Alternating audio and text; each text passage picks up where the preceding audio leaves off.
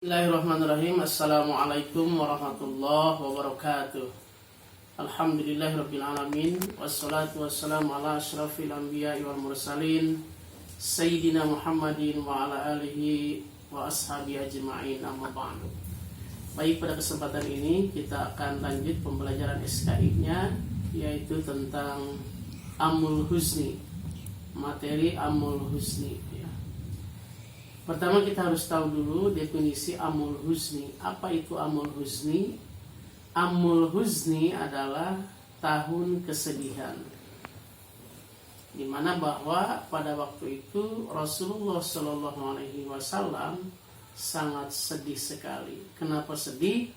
Karena Rasulullah ditinggal oleh orang-orang yang sangat dicintainya. Sangat dicintainya, dan sekaligus orang-orang tersebut adalah sangat membela terhadap dakwah Rasulullah SAW. Siapa orang itu? Pertama adalah pamannya yang bernama Abu Thalib. Pamannya Abu Thalib pada waktu itu meninggal dunia. Kemudian 3 bulan kemudian adalah menyusul istrinya yang bernama Siti Khadijah.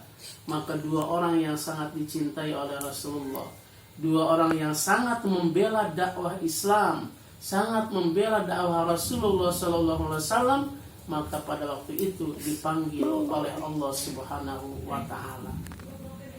Maka seiring dengan wafatnya 2 orang tersebut, Rasulullah dirundung dengan kesedihan yang sangat luar biasa. Selain Rasulullah sedih, setelah 2 orang wafat, setelah 2 orang yang sangat dicintainya itu wafat, maka orang-orang kafir Quraisy semakin brutal, semakin menjadi-jadi, semakin tidak berperi kemanusiaan terhadap Rasulullah SAW, semakin biadab. Bahkan Rasulullah SAW mau dibunuh pada waktu itu. Sehingga setelah Rasulullah SAW ditinggal oleh 2 orang yang sangat dicintai, kemudian ancaman kaum kafir Quraisy semakin gencar, intimidasi semakin gencar, kebrutalan orang kafir Quraisy semakin menjadi-jadi, maka Rasulullah SAW memutuskan untuk berhijrah ke Taif. Jadi hijrah ke Taif itu adalah hijrah yang kedua kali dalam sejarah Islam, karena hijrah yang pertama adalah ke Ethiopia, ya. Ke Ethiopia itu tidak bersama Rasulullah, hanya kaum muslimin yang pada waktu itu masih sedikit, as-sabiqunal awalun. Itu pertama kali hijrah ke Taif. Kemudian yang kedua kali adalah bersama Rasulullah SAW, kemudian Zaid bin Harisah dan sahabat yang lainnya hijrah ke Taif. Dari Mekah ke Taif itu bukan jarak yang dekat, ya. Jadi dari Mekah Mukarramah, dari Makkatul Mukarramah ke Taif itu kurang lebih 70 km. Jadi kalau kira-kira dibandingkan dari Rangkas itu mungkin ke Panggarangan, ya. Ke Panggarangan itu sekitar 70 km. Pakai apa Rasulullah SAW hijrah ke Taif itu? Ternyata hadirin rahimakumullah, Rasulullah hijrah ke Taif itu tidak memakai onta, tidak memakai kendaraan yang lainnya, tidak memakai kuda, tapi berjalan kaki. Bayangkan, berjalan kaki dari Mekah sampai ke Taif kurang lebih 70 kilo. Subhanallah. Melewati gunung, melewati jurang yang terjal, tapi dengan kegigihan, dengan ketawakalan, maka sampailah ke Taif. Dan hadirin rahimakumullah, sesampainya di Taif, ternyata tidak sesuai dengan apa yang dibayangkan. Jadi orang Taif itu yang terkenal ramah, masyarakat Taif yang terkenal ramah terhadap tamu, ternyata beda kali ini. Berbeda ketika datang Rasulullah untuk mendakwahkan Islam, mengajak orang Taif untuk beragama tauhid, mengesahkan Allah Subhanahu wa Ta'ala, ternyata disambut dengan kekecewaan, disambut dengan kemarahan. Bahkan Rasulullah diusir oleh orang-orang Taif. Bukan hanya Bukan hanya orang tuanya saja yang mengusir, tapi dari mulai orang tua, kemudian pemuda, sampai anak-anak kecil pun itu melempari Rasulullah SAW. Jadi anak kecil melempari Rasul sampai tumitnya Rasulullah berdarah. Berapa hari Rasulullah di Taif? Berapa hari? Kurang lebih adalah 9 hari. Sehingga setelah 9 hari Rasulullah memutuskan untuk kembali ke Mekah. Karena apa? Karena tidak diterima dengan baik oleh orang Taif. Berbeda ketika hijrah ke Madinah, disambut dengan sangat luar biasa, disambut dengan sholawat. Tala'al badru alaina nisaniyatil wada wajaba syukrun alaina mada'alillahida. Itu waktu hijrah ke Madinah. Tapi lain dengan ke Taif, disambut dengan lemparan batu, diusir oleh orang tuanya, diusir oleh pemudanya, diusir, bahkan anak-anak kecil pun mengusir Rasulullah, melempari batu hingga tumit Rasulullah berdarah. Akhirnya Rasulullah kembali lagi ke Mekah.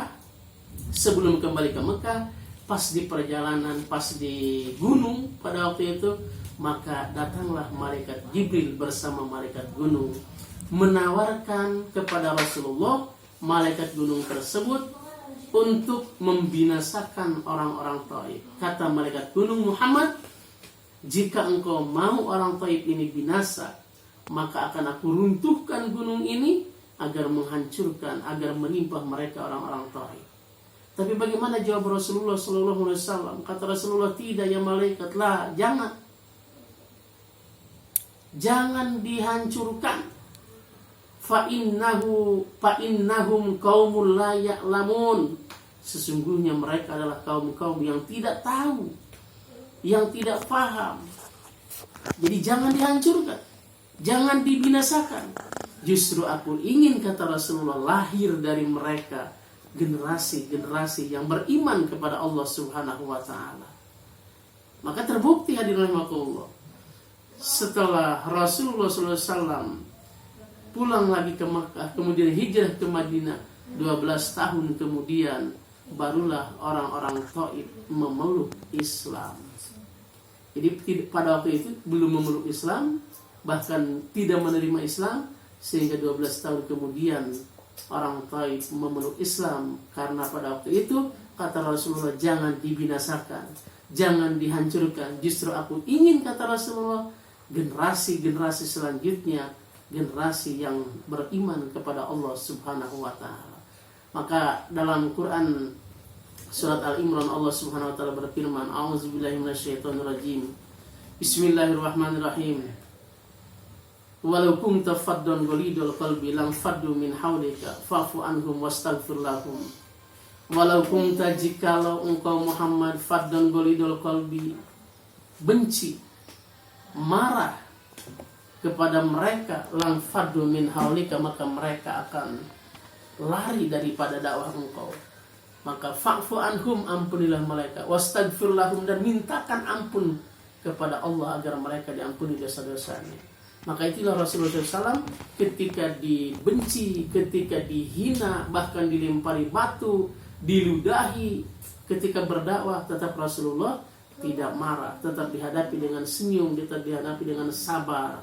Dan akhirnya apa yang terjadi, banyak orang-orang Taif yang memeluk Islam. Bahkan seluruh alam, seluruh dunia, Islam menyebar. Subhanallah. Itulah dakwah Rasulullah untuk menyebarkan agama Islam. Itu saja yang bisa disampaikan tentang tadi materi Amul Huzni dan sekaligus dakwah Rasulullah ke Taif atau hijrahnya Rasulullah ke Taif. Sekian dan demikian kita baca ayatul hamdalah. Alhamdulillahirabbil alamin. Subhanaka Allahumma wa bihamdika asyhadu an la ilaha illa anta astaghfiruka wa atubu ilaik. Assalamualaikum warahmatullahi wabarakatuh.